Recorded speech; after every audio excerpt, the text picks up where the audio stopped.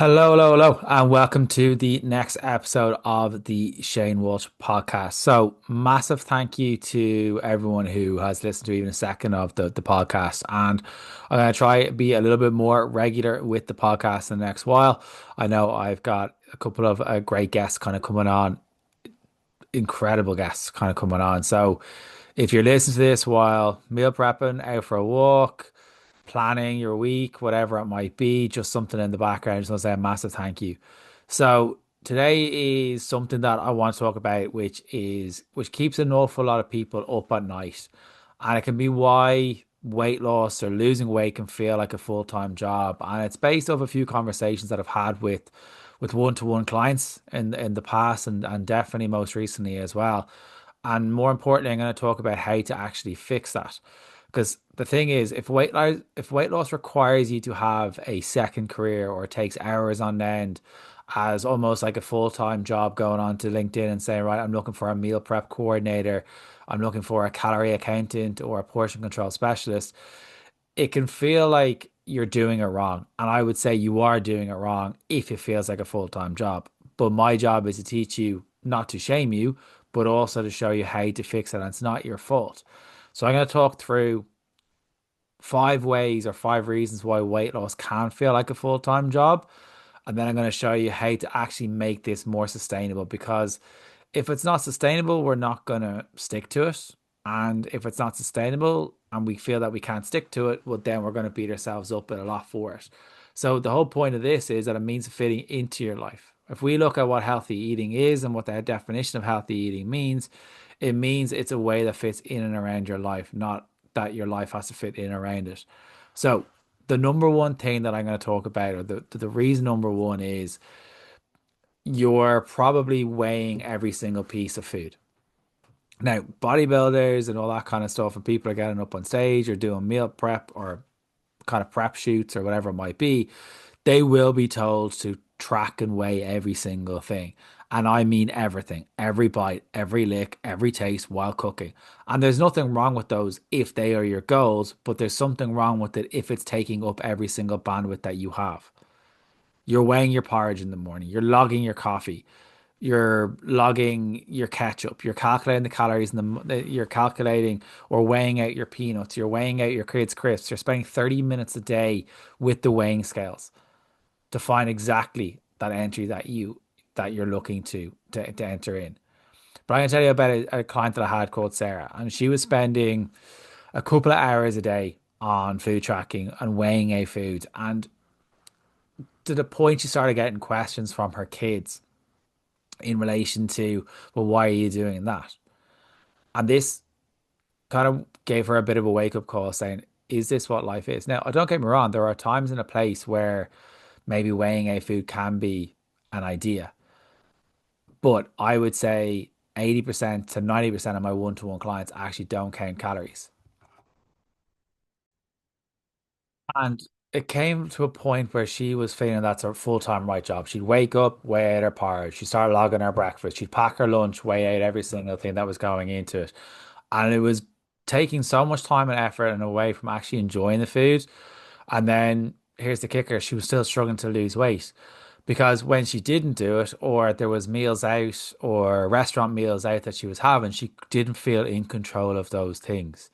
Now, weighing out your food, all that kind of stuff kind of helps some people, yes. But the vast majority of people that I work with on a daily basis who are yo-yo dieters, who have been dieting for 5, 10, 15, 20 years, the meals out aren't what make the difference for those. It's knowing how to reset. It's knowing how to feel in control of food. It's not a weight loss issue that they're having. It's working on the emotional regulation piece. It's working on the body image piece. Because all this kind of time weighing out the food, it was creating so much more stress in her life and wasn't allowing her to have, say, the ice cream with her kids. It was creating this exhaustion from a mental load that she was already working in a very high profile job, very successful career, but it was making her binge on the weekends just to get that breaking point with food. Because weighing everything turns into this math problem. I don't like maths and I don't need more of these maths. And when food becomes a food problem or a math problem, eating becomes a lot more stressful and then becomes more stressful. You eat more, your body image kicks up, and then you this vicious cycle. You binge, you restrict, you binge, restrict. And the solution is maybe it is about that time of maybe learning how to move away from tracking. You don't need to track everything forever. Tracking in small doses can help some people, but sometimes it can be bringing it back to right back down to basics of let's bring it back down to three meals, two or three snacks. Now, some people will come up with the sentence of, well, how do I know what I'm eating? Well, a lot of people, when they are tracking calories through no fault of their own, won't track the things that they perceive as off plan. So they're already not doing that. And that's not a dig, that's not a pop. But that's generally what a lot of people will do. How do I know how much fiber I'm in, how much protein I'm having? They aren't the things that are going to get the ball rolling for us. It's how you feel or calmer around food. Are you being calmer around food? Are you being more adherent to what you're trying to do? So here's what I try to do. There's two approaches. If someone's counting calories and they want to move away from it, or if they're weighing every single piece of food, I try to get them to not weigh pieces of food. If they want to move away from counting calories, I maybe try to get them to track nothing and go cold turkey, or we use the other approach of getting them to go 7 days one week, 6 days the next, 5 days the next. Or we look at, right, how often are we sticking to three meals, two or three snacks, and tick those off and go from that. We need to learn how to track our awareness. The goal isn't to track forever. The goal is to learn to eat to your patterns so you can eat to a way of life that you're able to live by. And now Sarah is over 70 pounds down, not thinking about food at all, feeling a lot more in control. She's lost a lot more weight than she thought she was, but she spent not having spent 2 or 3 hours like a full-time job because less stress would equal better results.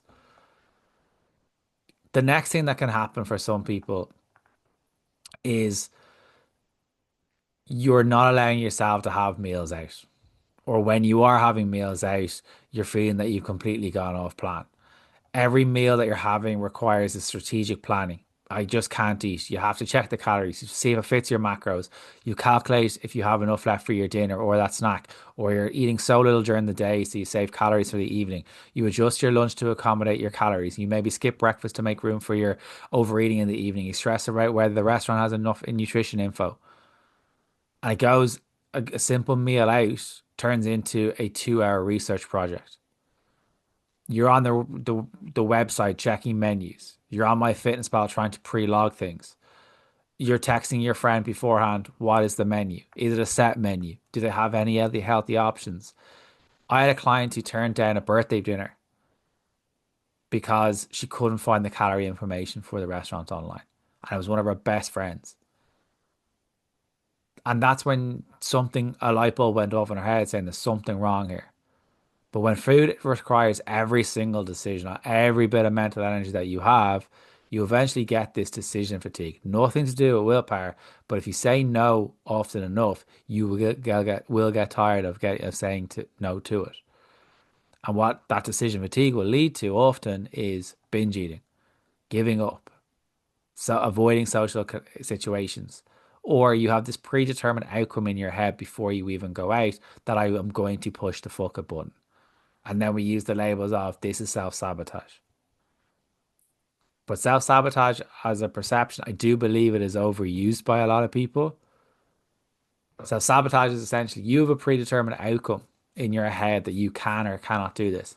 So you'll find everything in your heart to match up to that said outcome.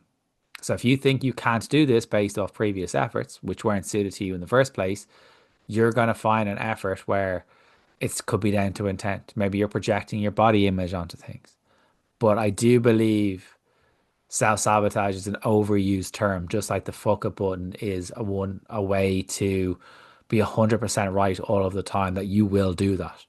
It's just like if your intent is to go out and overeat, you will be 100% all the time correct.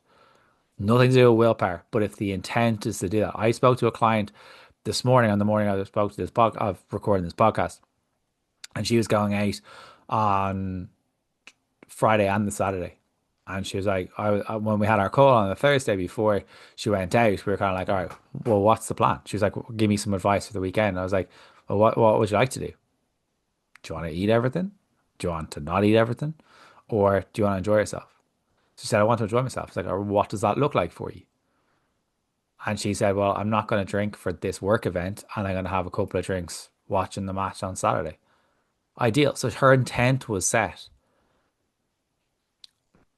And the biggest thing wasn't the week that night out that was the biggest difference. The biggest difference when I got it woke up when I came into work on the Monday was that she said to me that I feel calm, that she was able to reset, still enjoy the Ireland match with her kids on the Sunday. But it was nothing to do with the food. It was about her intent. She believed for so long that she was the problem. And this was the first time in a long time, if ever, that she had said to herself, you know what, I can do this. This is what I get to do. The framework that I try to teach an awful lot of my clients, if they are not tracking calories, is aiming for regular meals. We don't need to calculate anything. We don't need to weigh. We're just looking for a rough guideline, not to shun ourselves with or shame ourselves with. We're nothing like that. The next thing we're going to look at is number three is you're exercising to earn food. You're exercising to earn the right to eat. You're not exercising because you enjoy it. You're walking to lose weight. You're exercising because you ate too much yesterday to overcompensate, or you want to eat something bad later, or because you need to burn off breakfast. You're looking for a fat burning workout. You're looking for that burn when you're doing workouts. I need to do an extra 30 minutes on the treadmill because I had that biscuit. If I do this workout, I can have wine tonight. I deserve this. I ate too much at lunch, so I'm going to do all this cardio. That's exhausting, physically, mentally, but you're stuck in this punishment versus reward cycle with food. And the reality is, it's not working. Not because you don't want it enough, it's because we're probably overestimating how many calories we've burned. You're underestimating how many calories we've eaten, but also we're exhausted from the mental gymnastics that we're actually having to do. But I'm going to say something that many people are not going to like, which is exercise is not for fat loss. Exercise is for your mental health, for cardiovascular health, building muscle, maintaining muscle mass, increasing bone density, looking stronger, getting stronger. But it's the 6 inches between your two ears that makes the biggest difference, and 90%, 97% of the equation. We need to separate exercise from food because it makes you feel good. It makes you strong. It helps your mental health. But we don't need to because we're not trying to burn something off. There's a lot of freedom when clients get to that point. They don't need to do 2 hour gym sessions. They don't need to train 5, 6, 7 days in a week and then realize that they're not completely, utterly exhausted. The next thing is you're constantly thinking about food. You're thinking about what you're going to eat, what you already ate, what you shouldn't eat, what you're allowed to eat later, whether you were good today, if you can cheat tomorrow. You're out working thinking about lunch. You're in the evenings, you're thinking about what's next.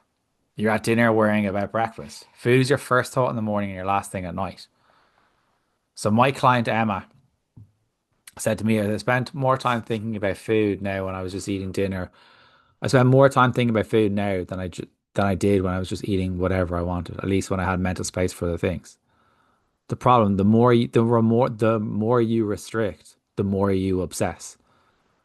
It's not an ability issue. It's not a willpower issue. It's not a discipline issue. It's more often than not, it's an emotional dysregulation piece.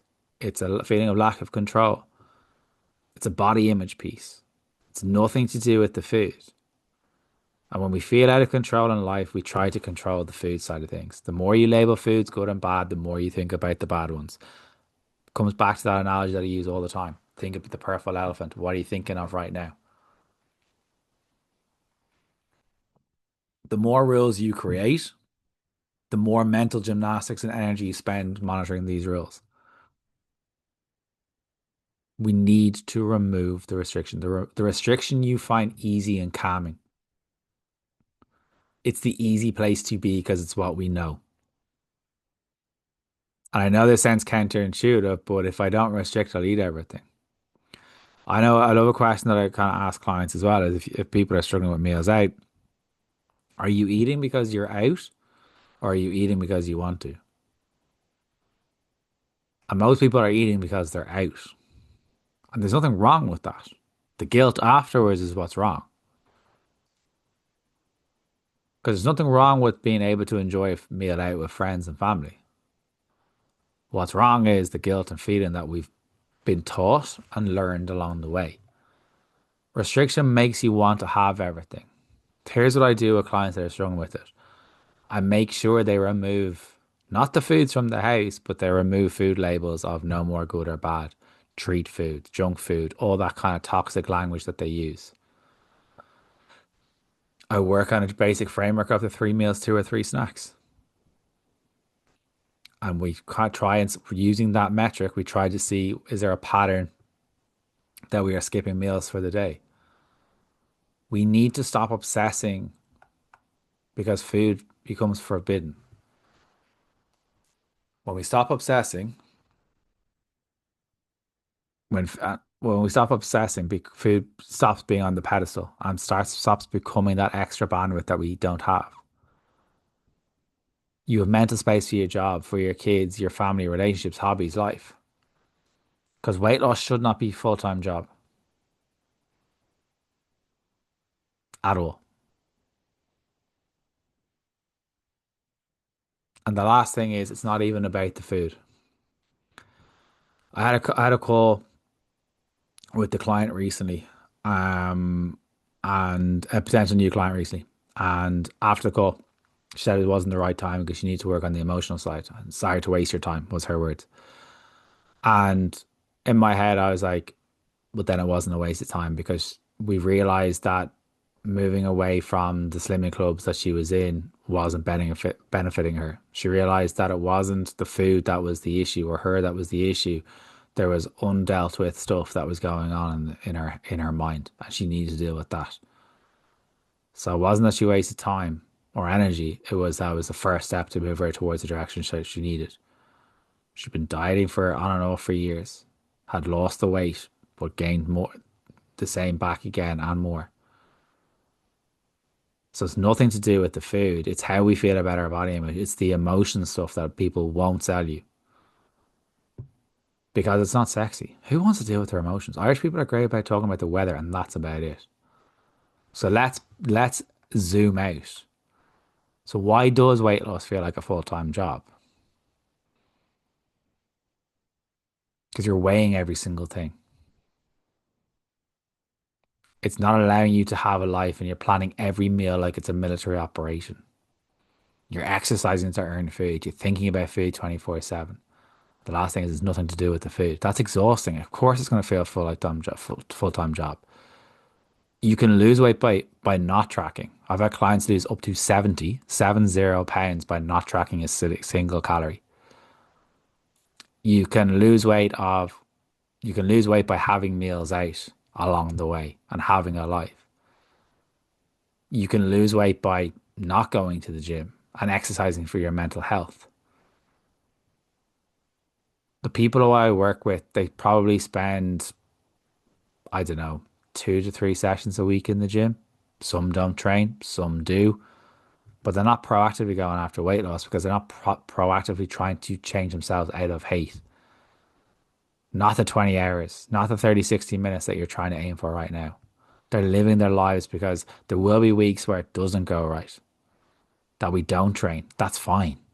It's what you're doing on average. And the difference, I'm not going to say abs are made in the kitchen because that's toxic bullshit. So what I want you to do, my challenge to you right now is pick one of these five things and I want you to simplify this week. Just one. Maybe it's tracking only your meals instead of everything. Maybe it's prepping your lunches so you have those in with you because that could be the meal that you're maybe skipping because the work is busy. Maybe it's because you're going to the gym or going for a walk because you want to, not because your fitness tracker is telling you to. And maybe it's having something that maybe you feel you shouldn't have in inverted commas and allow yourself to have that. Start with one. See how much fear ramps up, which is going to be a lot. and how much bandwidth changes and see how much easier this becomes. And the people who and the women who succeed long term aren't the ones doing the most. They're the ones who are very, very good at being imperfect and are practicing imperfection. So if you are looking to get away from this yo-yo dieting background for once and for all, there is a female fat loss program. There are 6 spaces open at the early bird offering of €99 for 8 weeks of coaching. Tailored check-ins, tailored training, a one-to-one call with myself. There's also the WhatsApp support in the group. So if you want to do this without feeling like a full-time job, knowing what to do after the program, not just go again, let us know. There's a link in the show notes. So if you found this helpful at all, please do let us know. Share it with someone who's drowning in meal prep containers and food tracking apps. So thank you. So thank you so much for listening. I really, really appreciate it. And I hope that the episode has helped in any shape or form.